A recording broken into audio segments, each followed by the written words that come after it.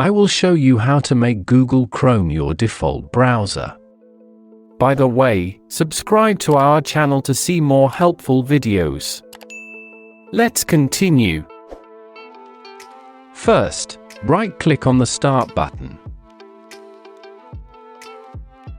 From the menu that appears, select the Settings.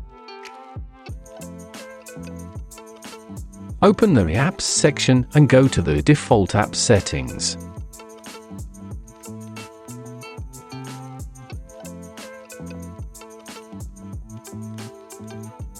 In the search bar, type Chrome to find Google Chrome.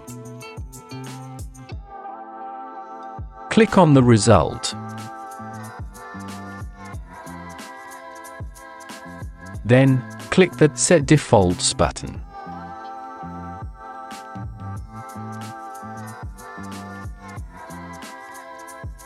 Google Chrome will now be set as your default web browser. Thank you for watching.